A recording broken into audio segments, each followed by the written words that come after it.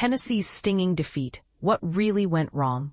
After Tennessee's number 18 Volunteers were defeated 45-24 by number 12 Vanderbilt on Senior Day at Neyland Stadium, head coach Josh Heupel didn't hold back in expressing his frustration.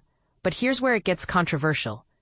Heupel pointed to a mixture of coaching and player responsibility for the loss, emphasizing that both fell short in the second half. Heupel opened by calling the collapse extremely disappointing, particularly highlighting the second half as the turning point that cost them the game.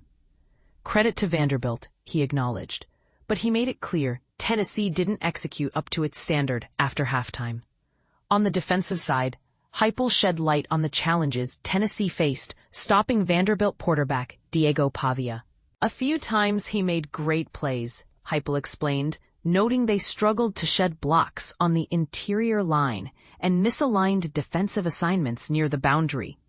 These miscues allowed Pavia to scramble and gain significant yardage, illustrating a defense that was outmaneuvered. When discussing Tennessee's offensive struggles in the latter part of the game, Heupel pointed to execution errors and missed details. Throughout the game, there were moments where we didn't handle small but crucial aspects, he admitted. Acknowledging the season's ups and downs, Heupel said recent weeks showed signs of progress, but this loss overshadows those gains. He took full responsibility for evaluating the program moving forward, emphasizing the collective effort of coaches and players in this failure. Heupel went deeper into defensive breakdowns, especially the run defense. He pointed out how critical stops on third down slipped away, including a costly series near the end of the first half where Tennessee gave Vanderbilt a fresh set of downs instead of forcing a field goal attempt. It's all the small details that pile up at this level, he said, underscoring how tiny mistakes accumulate into big losses. Addressing a controversial roughing the passer penalty called against Jalen McMurray, Heupel admitted he hadn't seen the incident clearly, but was told there was contact to the head. This moment added to the frustrations of the already challenging game. Reflecting on losing 3 home games, Heupel didn't mince words about the disappointment felt across the program.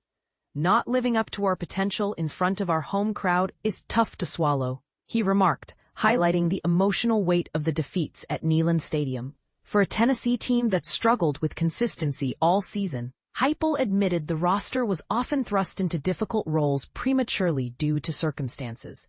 While players showed grit and competed hard, mistakes that drastically altered gains were too frequent. In this league, the difference between winning and losing often comes down to whether you're on the right side of those moments, he said, challenging fans and players alike to consider the fine margins in college football. Surprisingly, Heupel revealed that nothing during halftime gave him any indication the team would unravel as it did. If I saw it, I would have addressed it immediately, he said, emphasizing the need for greater attention to detail and team execution. Looking ahead, Heupel shared the Tennessee staff's plan for the next 2 weeks: to regroup, analyze the season thoroughly, and then refocus on the future.